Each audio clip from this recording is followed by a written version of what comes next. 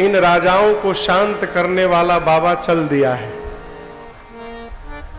बाबा जी चल दिए, बस पहुंचने ही वाले हैं किसी समय। और ठीक उसी समय ते ही अवसर सुनी शिव धनु भंगा। शिव जी के धनुष के टूटने की आवाज को सुनकर उसी समय आयौ भृगुकुल कमल पतंगा। भृगुकुल श्रेष्ठ परशुराम भगवान उसी समय पहुंच गए वहां पर। स्वरूप का बड़ा अद्भुत वर्णन किया गोस्वामी जी ने परशुराम जी के। गोरा शरीर है, विशाल ललाट पर त्रिपुंड शोभायमान है, शरीर पर भस्म लगा हुआ है। जिस प्रकार बाज जानते हैं ना, बाज पक्षी जब झपटता है तो उसके झपट को देखकर छोटे छोटे लवा पक्षी जाकर पहाड़ों में छिप जाते हैं। उसी प्रकार जैसे परशुराम जी पहुंचे, जितने राजा लोग राम जी से युद्ध करने के लिए तत्पर थे, परशुराम जी को देखकर सब लोग छिपने का स्थान ढूंढने लगे। कहां भागे अब हम? गोरा शरीर, लेकिन क्रोध इतना है कि गोरा मुख थोड़ा लाल हो गया है। गोरे लोग जब क्रोध में आते हैं ना तो चेहरा लाल हो जाता है। यहां लिखा है ऋषबस, ऋष यानी क्रोध के कारण, कछुक थोड़ा अरुण होई आवा। अरुण कहते हैं भगवान सूर्य जब प्रातः काल निकलते हैं तो उनका जो लाल रंग रहता है उसको अरुण कहते हैं, अरुणोदय। गोरा शरीर लेकिन क्रोध के कारण तनिक लाल हो गया है। सिंह की भांति कंधे हैं उनके, वक्षस्थल पर सुंदर यज्ञोपवीत शोभायमान है। कांधे पर अजगव धनुष है, एक हाथ में कटार लिए हैं, कमर पर निशंग बंधा हुआ है। क्रोध में तमतमाए परशुराम जी पहुंच गए। क्यों? ऐसा संतों से हमने सुना है, ये जो शिव जी का धनुष था पिनाक, ये परशुराम जी के पास था। परशुराम जी के पास एक और धनुष है जिसका नाम है अजगव। ये अजगव धनुष भगवान श्री हरि का है। अब एक ही आदमी दो दो धनुष लेकर थोड़ी घूमेगा। तो परशुराम जी ने भगवान श्री हरि के धनुष को अपने पास रखा, अजगव को, और जो शिव जी का धनुष था पिनाक, उस धनुष को परशुराम जी ने जनक जी के पास सुरक्षित रखवा दिया कि जनक जी ये मेरी अमानत है, आप इसको अपने पास रखिए। अब आप बताइए, आप किसी के सामग्री को दांव पर लगा देंगे? कोई आपको, कल्पना करिए अपनी गाड़ी आपको कहे कि मैं बाहर जा रहा हूं, 1 महीने के लिए मेरी गाड़ी आप अपने पास रखिए, आप उसकी गाड़ी को दांव पे लगा देंगे? परशुराम जी धनुष शिव जी का पिनाक रख कर गए। जनक जी महाराज ने उसी को स्वयंवर के केंद्र में रख दिया और धनुष के टूटने की आवाज तीनों लोक में फैली थी। भरे भुवन घोर कठोर रव रवि बाधित जी मारगु चले, चिक्कर ही दिग्गज डोल मई कोल कुरुम कल मले। परशुराम जी के कान में आवाज गई, समझ गए ये तो धनुष पिनाक के टूटने की ध्वनि है। पिनाक टूट गया, तमतमाए फरसा और अजगव धनुष लेकर चल पड़े परशुराम जी। जनक जी की सभा में आए हैं। बाबा स्वरूप कहते हैं शांत वेश करनी कठिना पर बरनि न जाई स्वरूप। धरि मुनि तन जनु वीर रस आयऊ जहां सब हो। स्वरूप तो शांत है लेकिन इनकी करनी बहुत कठिन है। ऐसा लगता है कि मुनियों के स्वरूप में वीर रस ही शरीर धारण करके और आज इन राजाओं के मध्य में आकर खड़ा हो गया है।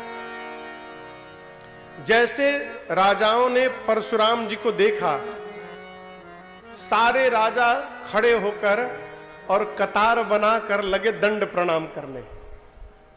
अभी तक जो मारने के लिए कह रहे थे राम जी को, सारे राजा परशुराम जी को दंडवत करने लगे।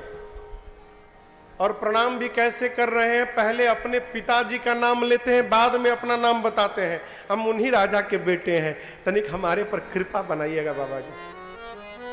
लगे करन सब दंड प्रणामा। प्रणाम कर करके राजा लोग जाकर अपने अपने आसन के पास खड़े हो गए। जनक जी महाराज परशुराम जी को जाकर दंडवत किए। विश्वामित्र जी राम लक्ष्मण जी को ले जाकर और परशुराम जी से मिले। राम लक्ष्मण जी ने परशुराम जी को प्रणाम किया और जैसे परशुराम जी के नेत्र मेरे प्रभु श्री राम पर पड़े हैं, बाबा कहते हैं राम ही चितई रहे थकिलोचन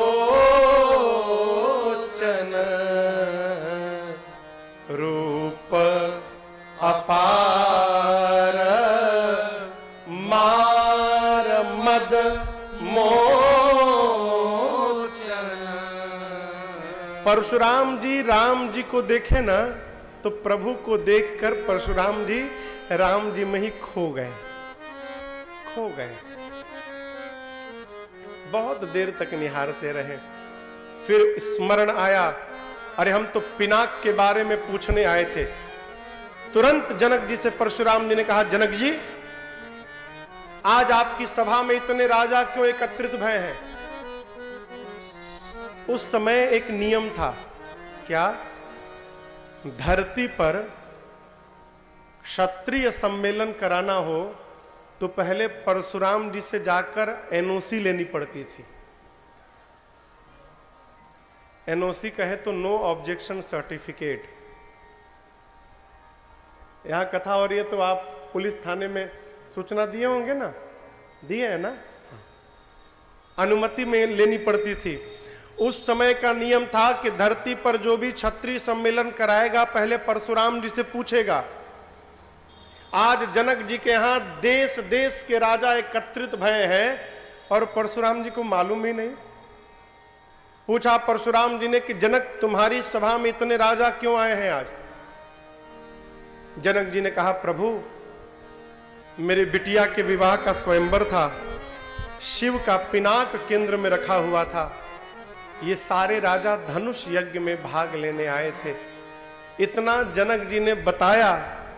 समाचार कही जनक सुनाए, जेहि कारण महीप सब आए।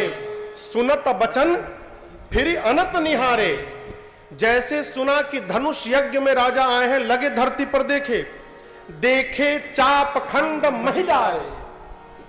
तब तक धनुष के टूटे हुए खंड पर परशुराम जी की दृष्टि पड़ गई। अरे राम, ऐसा लगा मानो किसी ने अग्नि में घी डाल दिया।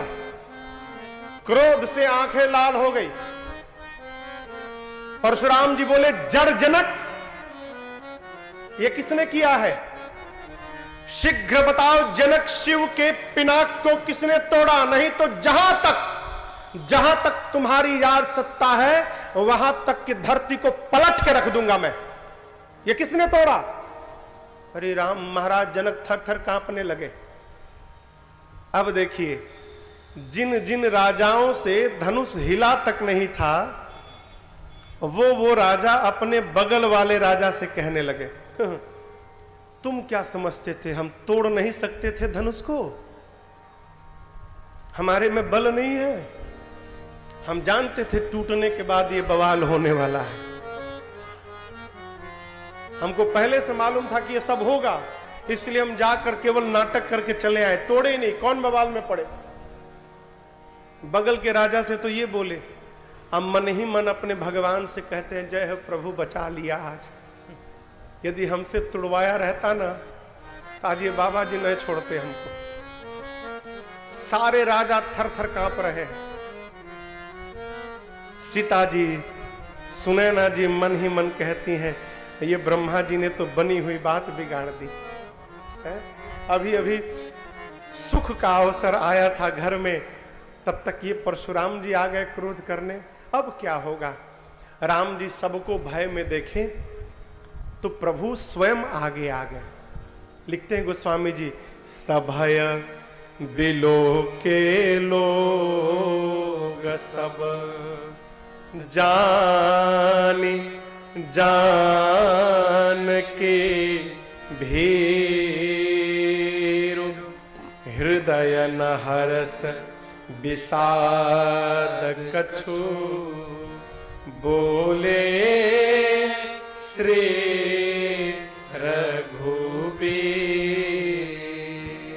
राम जी स्वयं आगे आ गए। परशुराम जी बार बार पूछ रहे हैं, किसने तोड़ा, किसने तोड़ा? राम जी उत्तर देते हैं, किसने तोड़ा? कहते, प्रभु नाथ शंभु धनु तोड़ निहारा, नाथ शंभु धनु भंज निहारा,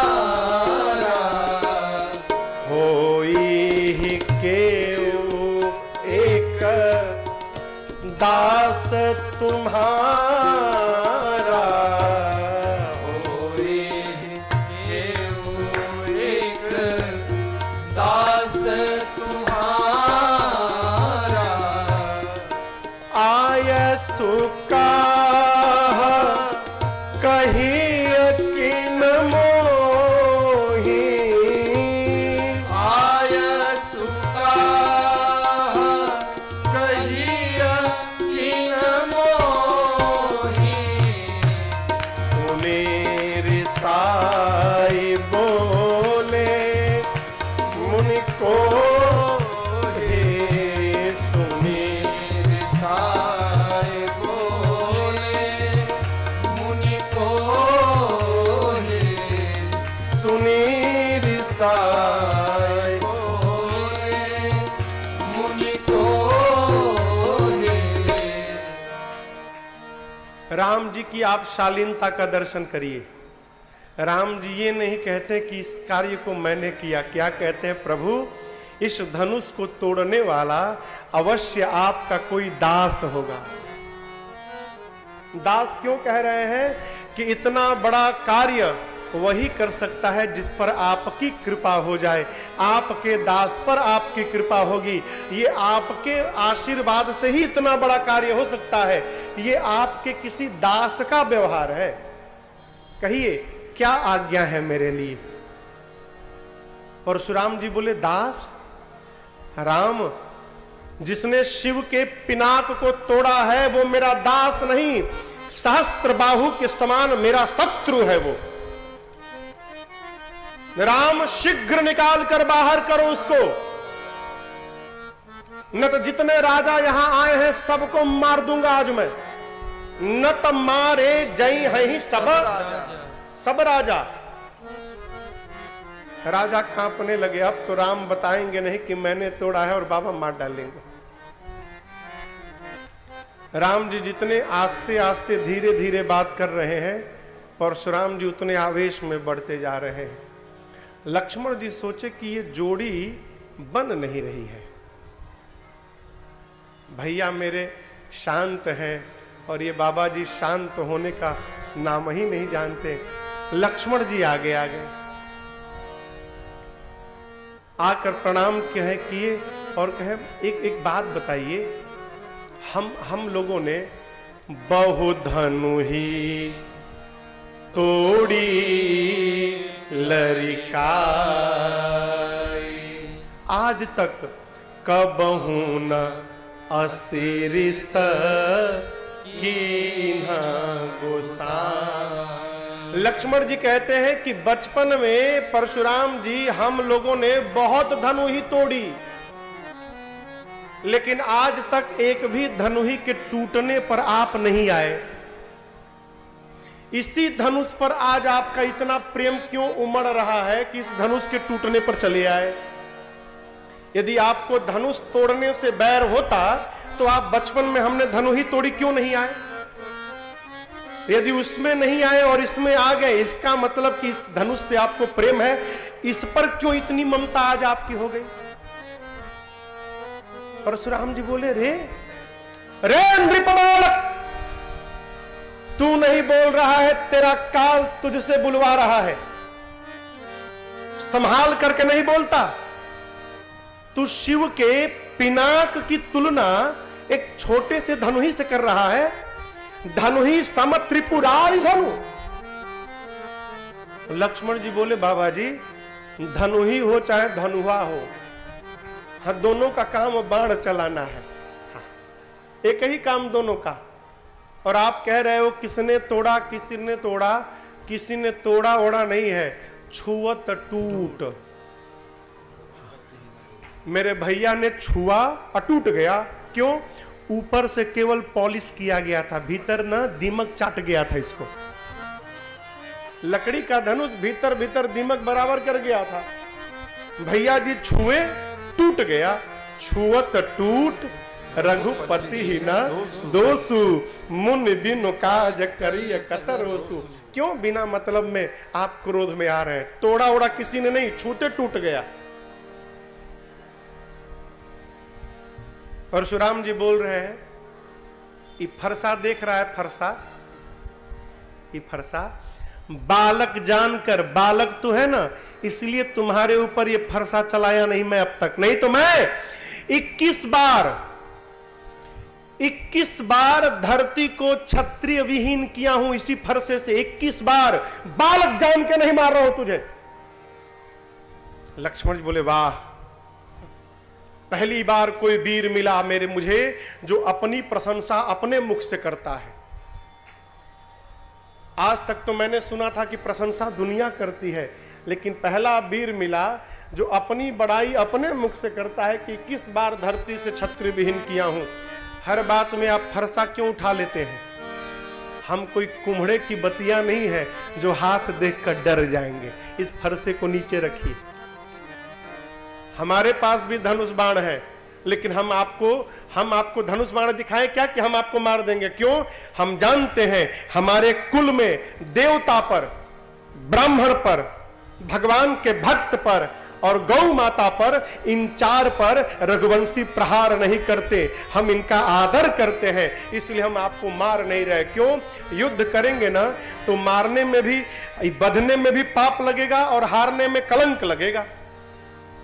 बधे पाप अपकीरति हारे, दोनों प्रकार से हमारा ही नुकसान है, इसलिए हम आपसे नहीं लड़ रहे हैं। और एक बात कहें, आपको तो इस बाण और कटार की आवश्यकता ही नहीं है। क्यों? आपकी बोली ही कटार से कम तेज है क्या? आप जो मुख से बोलते हैं, ये कटार से कम धार आपकी बोली में नहीं है। आपकी बोली मारने के लिए बहुत है। लक्ष्मण जी की बात सुनकर परशुराम जी और आवेश में आ गए। राम जी तनिक संभालते हैं। परशुराम जी कहते, सूर्यवंश का कलंक होकर जन्म लिया है क्या तू? संभाल करके नहीं बोलता? भानुवंश राकेश कलंकु, निपट निरंकुश अवधा शंकु। अरे अपने माता पिता को क्यों रोने पर मजबूर कर रहा है तू? राम जी कहते, प्रभु छोटा है ना, इसको तो क्षमा करिए, छोटा है ये। राम जी संभालते हैं, बात को ठीक करके लाते हैं। तब तक परशुराम जी बीच में फिर कुछ टपका देते हैं। लक्ष्मण जी, परशुराम जी बोले, मैं तुम दोनों भाई की चतुराई समझ गया। तुम राम मीठा बोलते हो और तुम्हारा ये भाई मीठा बोलना जानता नहीं, ये कड़ुआ बोलता है। और मुझे तो लग रहा है ये बोल नहीं रहा है, तुम बुलवा रहे हो अपने मीठा बन के, और इससे कड़वा बुलवा रहे हो तुम। राम जी बोले, मुनिवर गुनह लखन कर हम पर रोसु है, अपराध ये कर रहा है और आप इससे नहीं बोल पा रहे तो मुझे डांट रहे हैं। ठीक कहा गया है, कतहु सुधा यहु ते बड़ दोसु। कहीं कहीं सीधा होना भी दुर्गुण हो जाता है। सीधा होना चाहिए, लेकिन इतना सीधा नहीं होना चाहिए कि जो आगे एक थप्पड़ मार के चला जाए, कहे कि हम तो गांधी जी के अनुयायी हैं, कोई एक गाल पर मारे तो दूसरा गाल दिखा दो। लोग इतना मारेंगे ना, थप्पड़ थप्पड़ गाल लाल कर देंगे मार के। हाँ? सीधा होना चाहिए, लेकिन इतना सीधा भी नहीं होना चाहिए। ठीक ना? राम जी कहते, मुनिवर हम आपसे क्या लड़ेंगे। ये लक्ष्मण कह रहा था, हम आपसे क्या लड़ेंगे प्रभु, हम तो सब प्रकार से आपसे छोटे हैं। आप जाति में हमसे बड़े हैं, आप ब्राह्मण हैं, हम क्षत्रिय हैं। देखिए ना, आपका नाम मेरे नाम से बड़ा है। मेरा नाम केवल राम है और आपका नाम परशुराम है। आपका नाम मेरे नाम से बड़ा है? गुण में आप मेरे से बड़े हैं, हम तो सब प्रकार से आपसे छोटे हैं। परशुराम जी बार बार फरसा उठा ले मारने के लिए। राम जी बोले, मुनिवर मेरा अपराध जितना बड़ा नहीं है, उससे बड़ा आपका क्रोध हो गया है आज।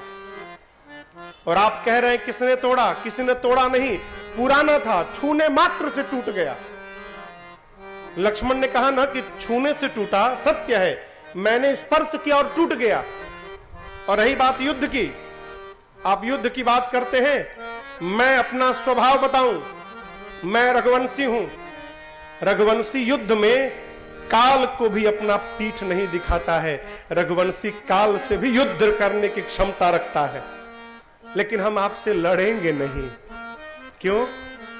सब प्रकार से नुकसान हमारी हानि है। युद्ध में यदि आपका वध कर दिया तो पाप लगेगा। युद्ध में यदि हार गए तो क्षत्रिय होकर युद्ध में पराजित होना ये हमारे लिए कलंक होगा। तो दोनों ओर से हमारी ही हानि है। हम आपसे लड़ेंगे नहीं। आप कितना भी मारिए, हम तो आपके पांव में ही बैठे रहेंगे। क्यों? जो ब्राह्मण का आदर करता है वो पूरे संसार में निर्भय होकर रहता है, इसलिए हम आपसे लड़ेंगे नहीं। परशुराम जी सुने, इतनी निष्ठा ब्राह्मण में। भगवान छोड़कर कोई नहीं हो सकता। पता कैसे चलेगा कि भगवान है? तो जो भगवान श्री हरि का धनुष था, भगवान को छोड़कर कोई दूसरा इसकी प्रतंचा चढ़ा नहीं सकता डोरी। परशुराम जी ने कहा, राम ये रमापति का धनुष है, लीजिए, खींचकर इसकी डोरी चढ़ाइए। क्यों? भगवान को छोड़कर दूसरा कोई चढ़ा नहीं सकता। आप मेरे मन के संदेह को समाप्त करिए। जैसे परशुराम जी ने धनुष दिया, बाबा कहते हैं, ए जिदे चाप आपो ही चढ़ गया,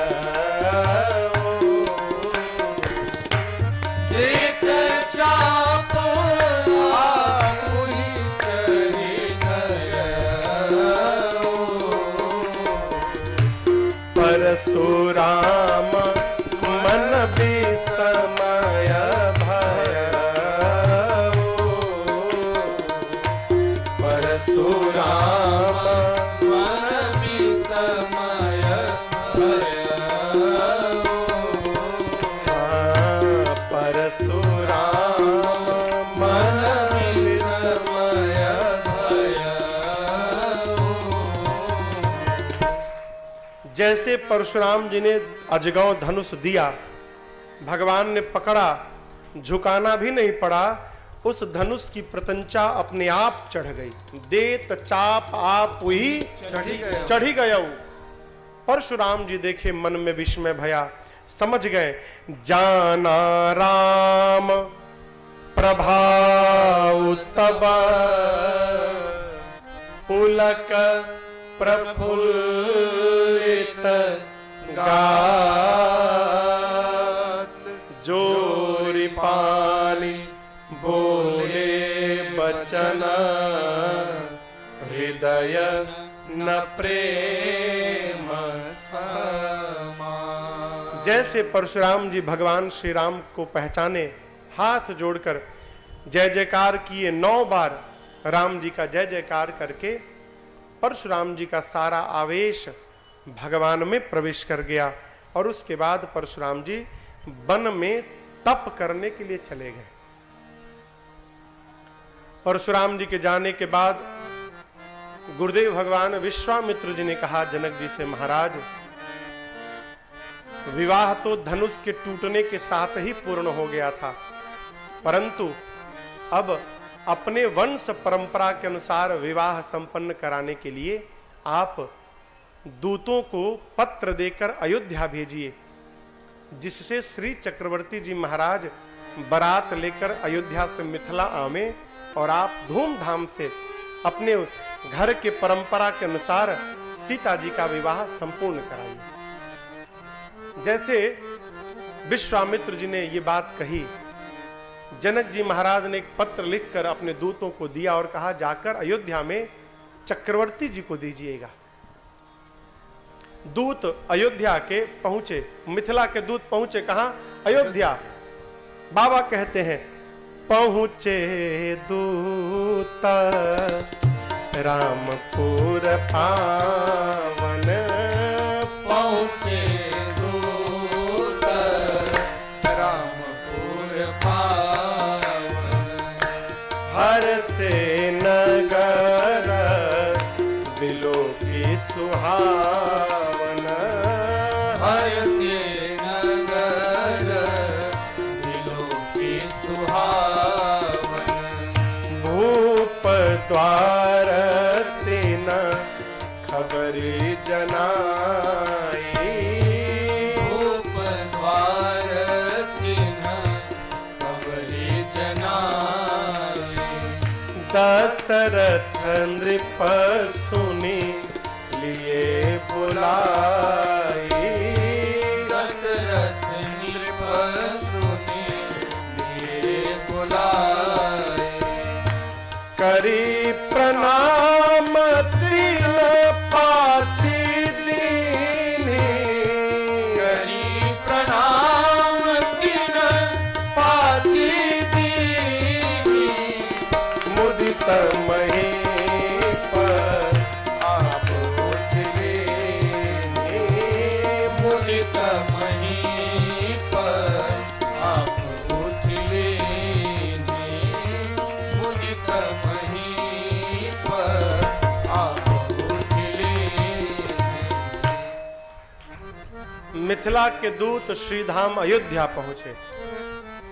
जाकर अयोध्या का दर्शन करके दूत गदगद हो गए। पहुंचे, चक्रवर्ती जी के द्वार पर पहुंचे, सभा लगी थी।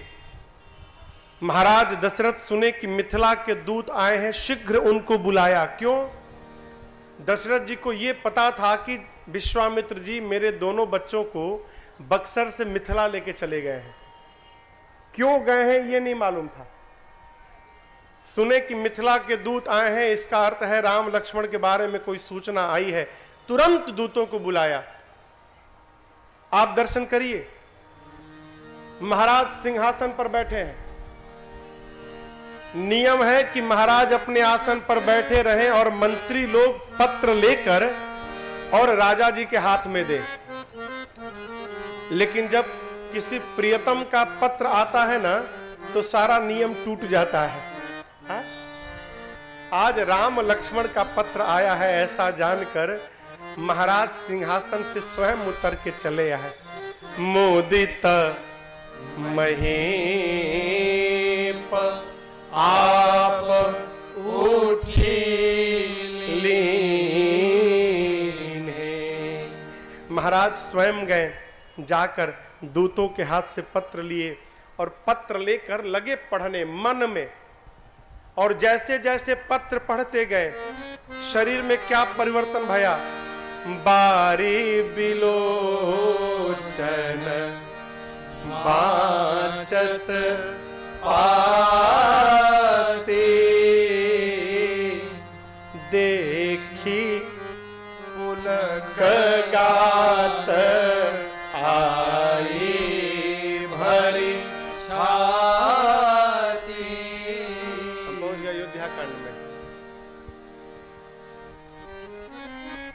बार विलोचन मोचत बारी, देख दशासुर सभा दुखारी। जब राम भरत जी मिल के विदा चल रहे हैं, बारी विलोचन बाचत पाती। पत्र पढ़ने लगे और नेत्र से झरझर आंसू निकलने लगे। क्यों? खुशी के आंसू। शरीर का एक एक रोम पुलकित हो गया। दूतों ने कहा महाराज उसमें थोड़ा लिखा हुआ है, कहिए तो हम ठीक से बता दे क्या क्या भया है वहां। महाराज ने कहा बताओ। मिथिला के दूत अयोध्या में जाकर दशरथ जी से बताने लगे क्या?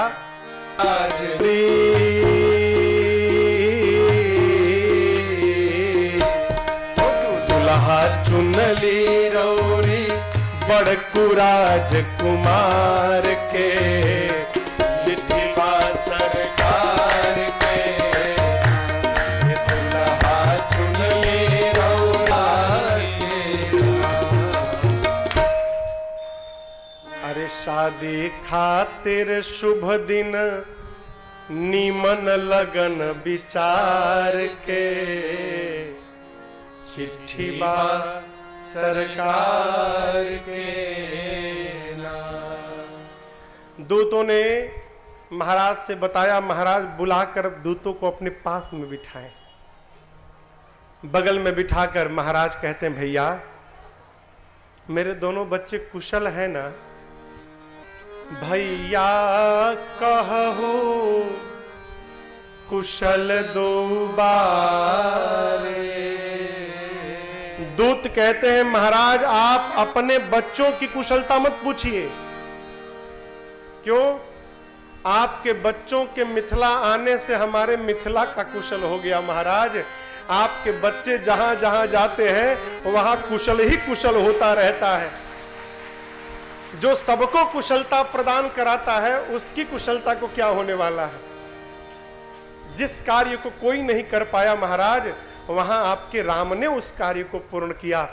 चक्रवर्ती जी इतने आनंद में आए कि न्यौछावरी लुटाने लगे दूतों को। लोग देते हैं ना प्रसन्न होकर। महाराज गले की माला निकालकर दूत को लुटा दिए। दूत ने माला को उठाया और प्रणाम करके ले जाकर चक्रवर्ती जी के पास रख दिया। महाराज ने पूछा क्या हुआ? दूतों ने कहा महाराज ये अधर्म हो जाएगा, हम आपसे कुछ लेंगे नहीं आज। महाराज बोले क्यों नहीं लेंगे आप? दूतों ने कहा महाराज हम मिथिला से आए हैं और हमारे मिथिला में ना बेटी के घर का पानी पीना भी अधर्म कहा जाता है, हम आपसे कुछ लेंगे नहीं आज। महाराज बोले बेटी तो आपकी है नहीं, सीता जी तो जनक जी की बेटी है ना, आपकी तो भाई नहीं, आप तो ले सकते हैं। दूतों ने कहा महाराज आपने सत्य कहा, सीता जी जनक जी की बेटी हैं, लेकिन एक बात बतावें, आज तक सीता जी ने हम लोगों को कभी नाम लेकर नहीं पुकारा।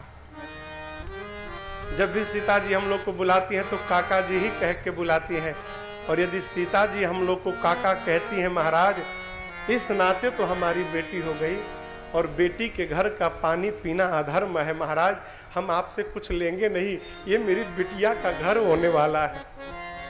दशरथ जी के महाराज के सभा में जितने लोग थे सब जनक जी का जय जयकार करने लगे। क्यों?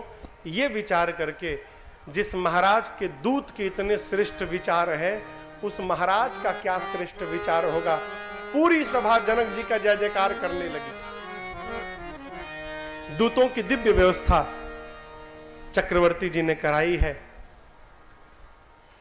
दशरथ जी महाराज पत्र लेकर पहुंचे गुरु जी के पास। जाकर पत्र दिए। गुरुदेव पत्र पढ़ने लगे। महाराज कहते हैं गुरुदेव पत्र में कम लिखा हुआ है, जो मिथिला से दूत आए हैं ना वो बहुत बढ़िया बताते हैं क्या क्या हुआ वहां पर। आप कहिए गुरु जी, तो उनको बुला ले आए हम एक बार। गुरु जी के हम बुलाओ। तो महाराज ने मिथिला के दूतों को गुरु जी के पास बुलवाया। अब बुलाकर कहा भैया जैसे हमसे आप लोग बताए थे एक बार मेरे गुरु जी को भी बता दीजिए वहां कैसे क्या क्या भया। तो दूत अब गुरु जी से कहते हैं क्या, अरे हम तपाती लेके आवत बानी पार से, राजा जनक दरबार से ना। हम पाती लेके आवत बानी पार से, राजा जनक दरबार से ना। हमरे घरवा जनक नगरिया, राजन अइली भूप दुअरिया। हमरा घरवा जनक नगरिया, राजन अइली भूप दुअरिया। मनवा रीझ गईले, मनवा रीझ गईले, महिमा अपरंपार से, राजा जनक दरबार से ना। राजन दूत हई हम जनक राज दरबार से, सरकार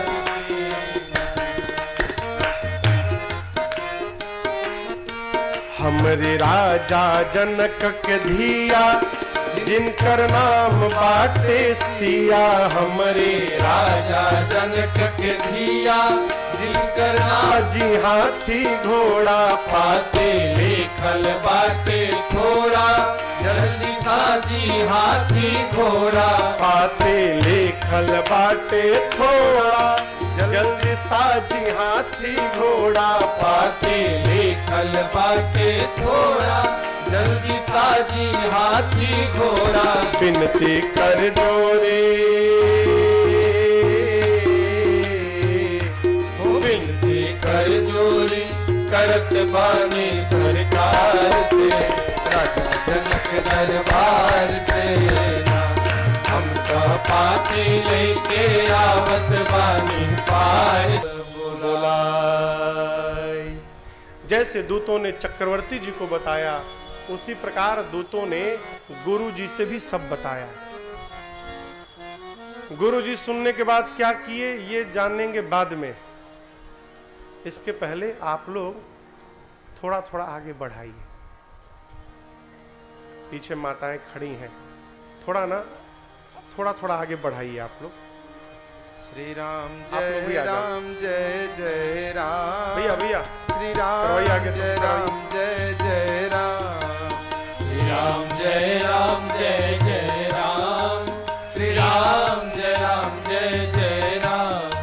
श्री राम जय राम जय जय राम। श्री राम जय राम जय जय राम। श्री राम जय राम जय जय राम। श्री राम जय। ना हो, आप कितना भी बांध बना दीजिए नदियों के ऊपर, लेकिन समस्त बाधाओं को पार करके एक दिन नदी जाकर समुद्र में अपने आप मिल जाती है। गुरुदेव कहते हैं राजन, जिमी सरिता सागर महु जाई, यद्यपि ताहि कामना नाहि। यद्यपि नदियों की कामना हो, इच्छा हो कि न हो, नदियां जाकर समुद्र में मिल जाती हैं। ठीक उसी प्रकार तिमी सुख संपत्ति बिना ही बुलाए,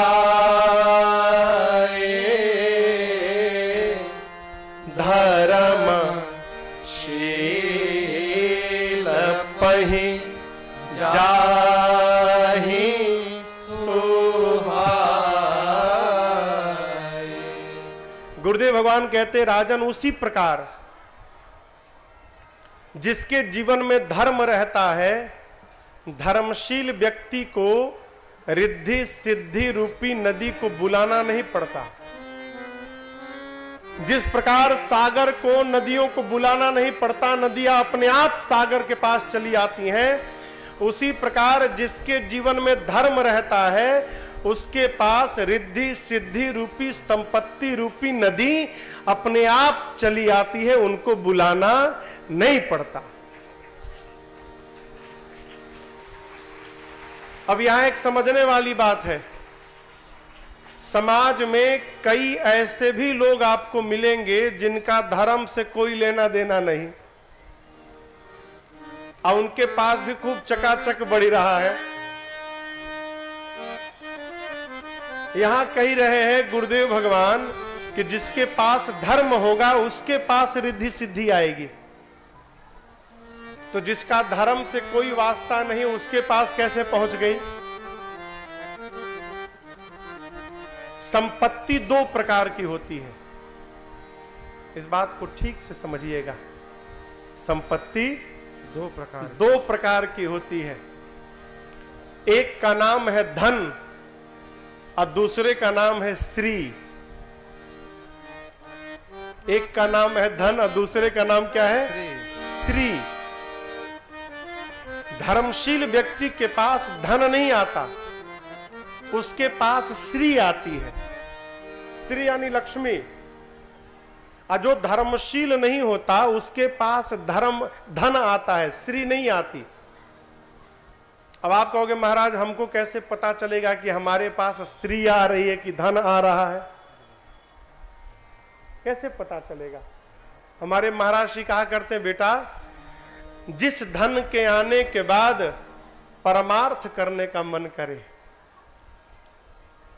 भगवान की कथा कहलवाने का मन करे, जो चल रहा है, किसी गरीब की बेटिया के विवाह को में सहयोग करने का मन करे, किसी अनाथ का सहयोग करने का मन करे, किसी दीन दुखियों की सहायता करने का मन करे, परमार्थ करने का मन करे, तो समझना तुम्हारे पास धन नहीं, तुम्हारे पास श्री चल के आ रही है। और ठीक इसके विपरीत, जिस धन के आने के बाद बोले, बुरा नहीं मानेंगे ना? रहने दीजिए, किसी को बुरा लग जाए, बोल दे, अच्छा क्षमा करिएगा।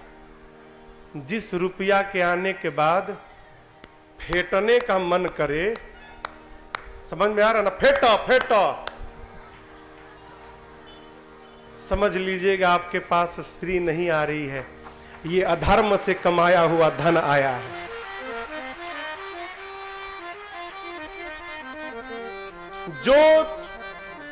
जो संपत्ति, जो धन, जो रुपया जहां से आएगा वहीं लेकर जाएगा।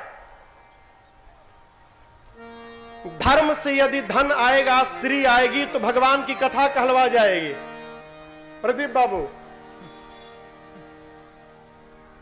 और अधर्म पूर्वक यदि धन आएगा तो वो किट्टी पार्टी करवाएगा, किट्टी पार्टी। और एक याद रखिएगा, अधर्म पूर्वक आप संपत्ति तो बना सकते हैं लेकिन जीवन में चैन और सुख नहीं खरीद सकते हैं। ये शांति और सुख ये केवल धर्म पूर्वक जो श्री आती है उसी से घर में चल के आती है।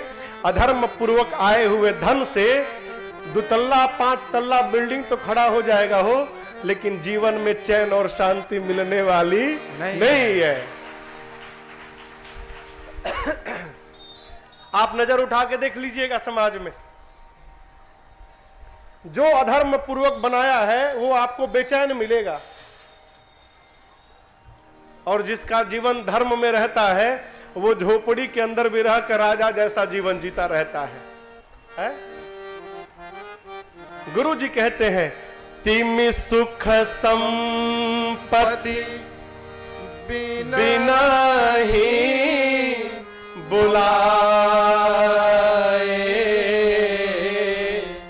धर्म शील पहि जाहि शोभाए। जहां कहीं भी 1 रुपया लगाकर 10 रुपया मिलता हो, सावधान।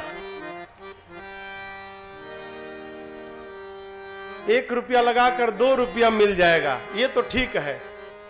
2.5 रुपया मिल जाएगा, ठीक है। लेकिन जहां 1 रुपया लगा के 10 रुपया मिल रहा है, सावधान, ये अधर्म मार्ग होगा, और नहीं तो जो लगाए हो वो भी डूब जाएगा।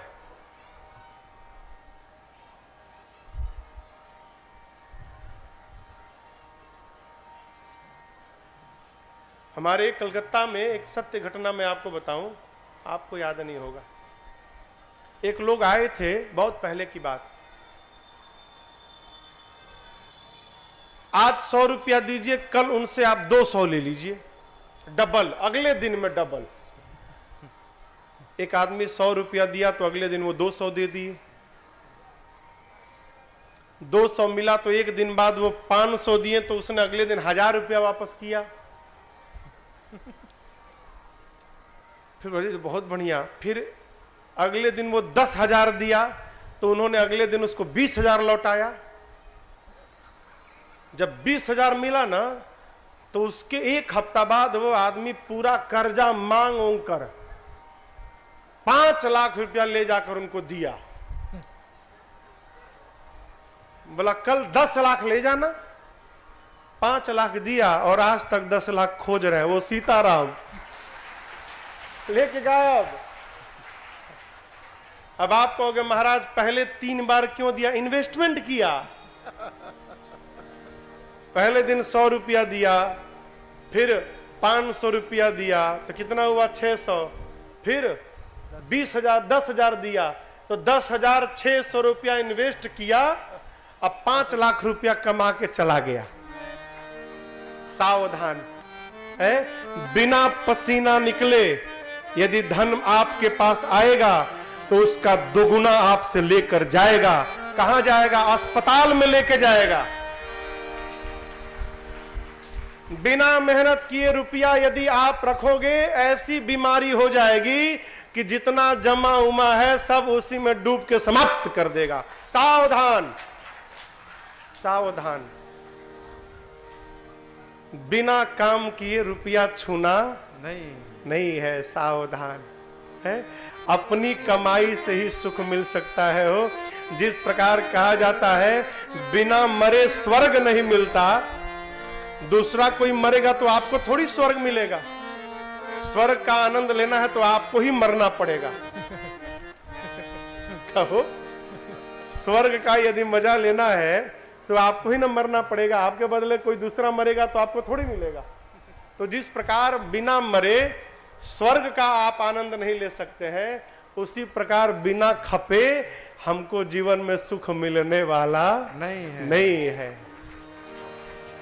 सावधान। आज कोई बच्चा आया था दिन में, आज कोई बच्चा आया था मेरे से मिलने, उसकी माँ बहुत परेशान थी। माँ, महाराज ये पबजी बहुत खेलता है, तो भगवान ही मिल जाए पबजी बनाने वाला।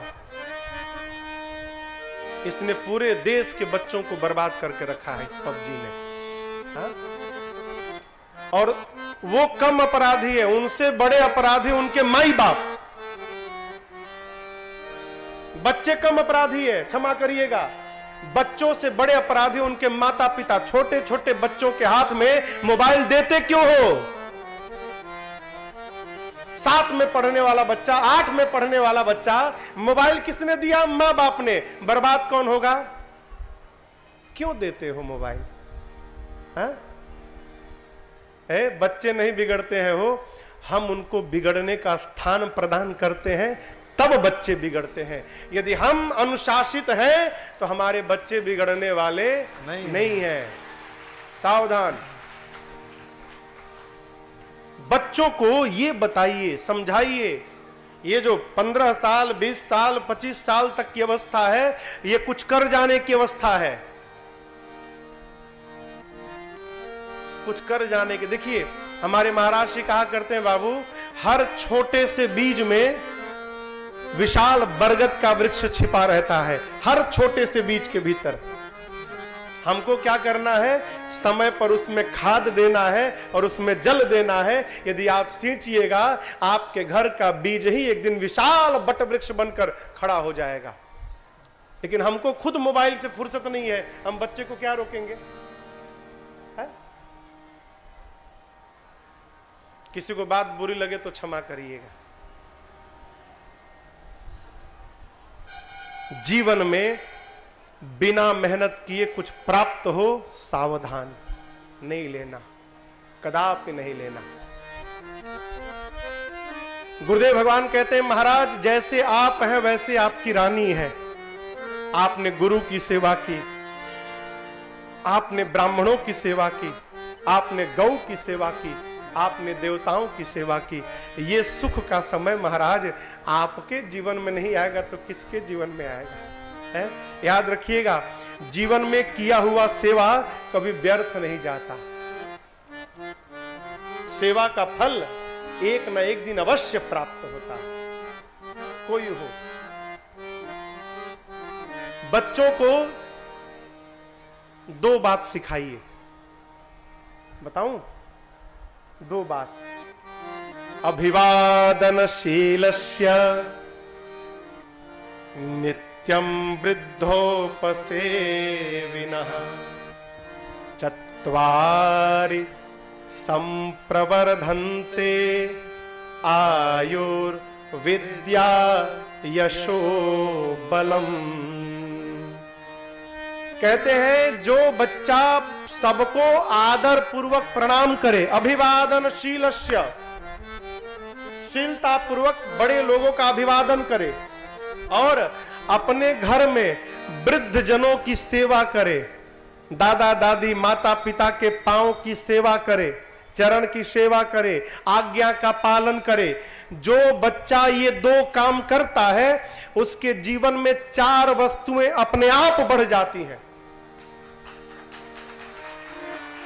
जो अपने बड़ों को प्रणाम करे, शीलता पूर्वक श्रेष्ठ जनों की सेवा करे, उसके जीवन में चार वस्तुएं अपने आप बढ़ती हैं। क्या? आयु, विद्या, यशो बलम। आयु बढ़ जाती है, उसकी विद्या बढ़ती है, उसका यश बढ़ता है और उसके शरीर का बल बढ़ता है। ये चार वस्तुएं अपने आप बढ़ जाती हैं। कहो, बच्चों को भरिए, बच्चों को भरिए। आज एक बच्चा और आया था, बहुत अच्छा लगा मिलके, सुतीक्षण है ना, वही सामने बैठा है, सुतीक्षण। सुतीक्षण नाम सुतीक्षण रति भगवाना, ऋषि अगस्त कर शिष्य सुजाना। सुतीक्षण। बच्चों को कहिए सवेरे सवेरे उठे ना तो स्नान करने के बाद स्कूल जाने से पहले हनुमान जी के सामने बैठकर एक बार श्री हनुमान चालीसा जी का पाठ कर ले। जितने बच्चे सुन रहे हैं, सुन रहे हो ना, सुन रहे हो ना, क्या करना है? सवेरे उठ के स्नान करके और स्कूल जाने से पहले घर में मंदिर में भगवान के सामने बैठकर हनुमान चालीसा का पाठ करना है। क्या होगा महाराज? उसी में लिखा है, बुद्धिहीन तन जानिके मैं बुद्धिहीन हूं, ऐसा जानकर अपने आप को मैं सुमिरो पवन कुमार। हे पवन पुत्र, मैं आपका स्मरण कर रहा हूं। बुद्धिहीन तन जानिके सुमिरो पवन कुमार, बल बुद्धि विद्या देहु मोहि और हरहु कलेश विकार। हे हनुमान जी महाराज, आप हमको बल दीजिए, बुद्धि दीजिए, विद्या दीजिए, और इस दिमाग में जो विकार भरा है ना पबजी का, इस विकार का, क्लेश का हरण करिए। रोज बच्चे हनुमान जी से ये प्रार्थना करें, एक बार श्री हनुमान चालीसा का पाठ करें, बच्चों को सिखाइए। अपने टाइम में नहीं है तो बच्चे कहां से करेंगे? ठीक ना? इसके लिए माता पिता को ना सावधान रहना पड़ेगा। ललाट है, इस पर सुंदर तिलक लगे, ये ललाट मिला है इतना बढ़िया है? काहे के लिए मिला है? क्रीम पाउडर लगाने के लिए मिला है? ये ललाट मिला है। हम लोग गीत गाते हैं, अरे तन तर न सकेगा चंदन बिना, ललाट न शोभे चंदन बिना, ललाट न शोभे। और योगी ज्ञान बिना, योगी ज्ञान जीवन भर सुख पान सकेगा जीवन भर, सुख पान सकेगा जीवन भर। सुख धाम के बिना तन तर न सकेगा मूरख प्राणी राम के बिना, सुन पान सकेगा मूरख प्राणी राम के बिना, प्राणी राम के बिना, प्राणी राम के बिना। बात समझ में आ रही है?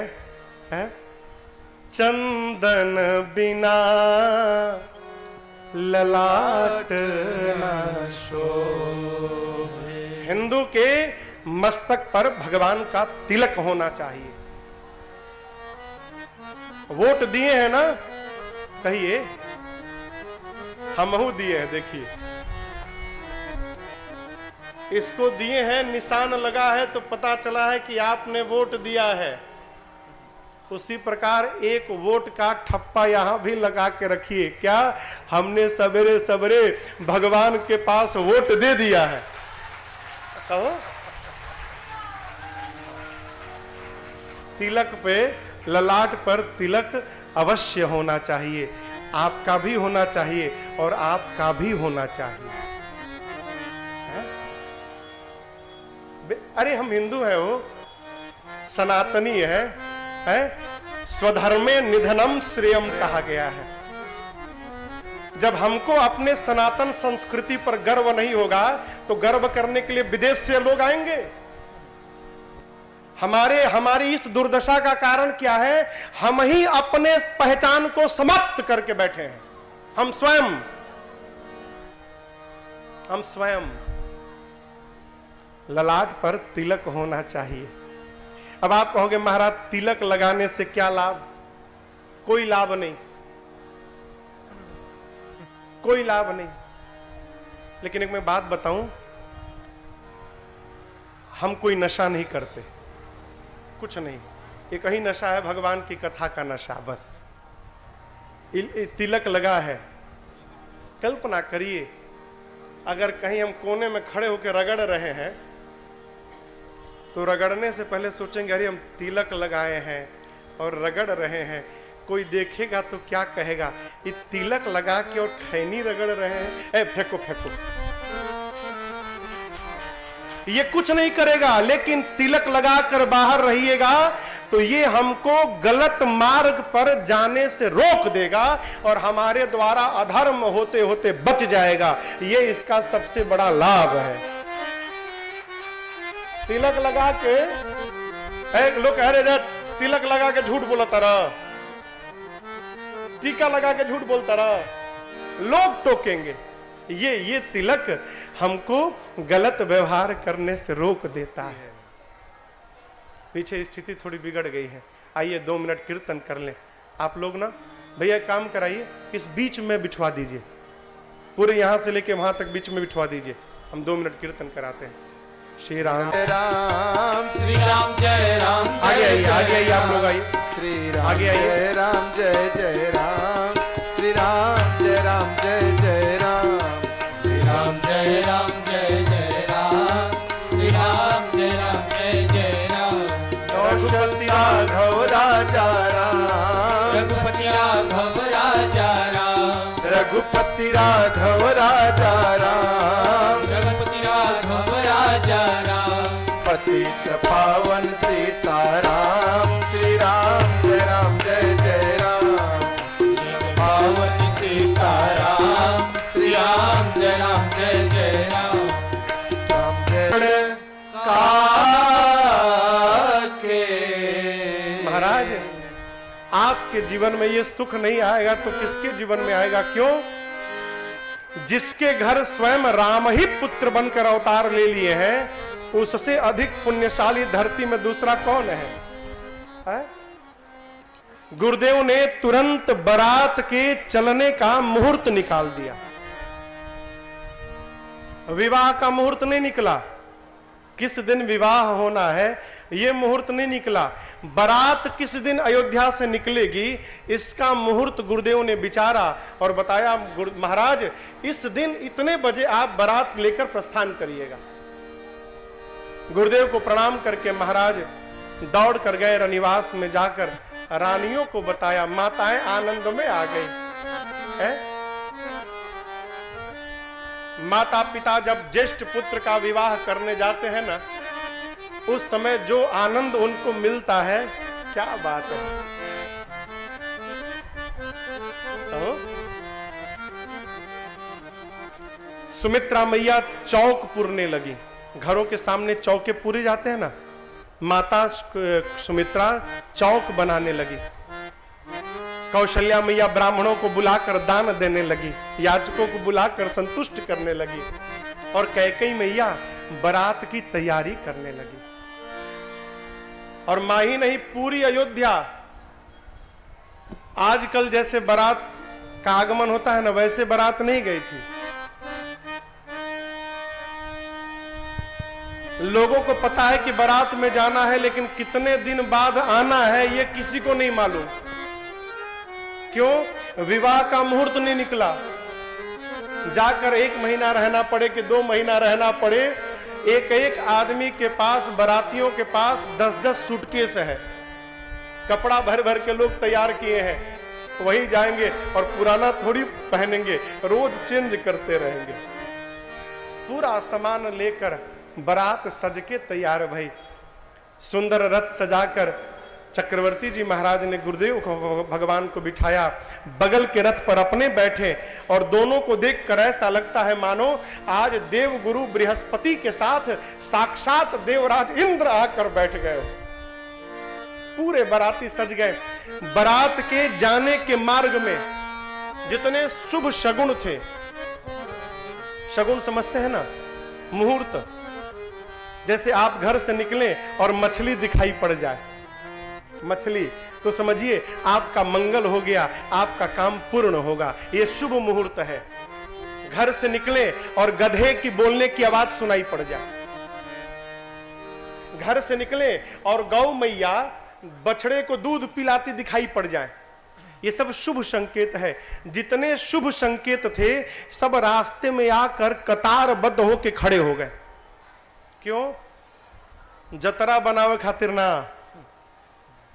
सब अपने आप को धन्य करने के लिए, ये कहने के लिए कि राम जी की जब बारात निकली थी ना, तो उस समय हम ही वहां पर मुहूर्त बनाने के लिए खड़े हुए थे, अपने को धन्य करने के लिए। बारात अयोध्या से सज के, कुछ देरी बाद समझ में आई क्या बात? बारात अयोध्या से सज के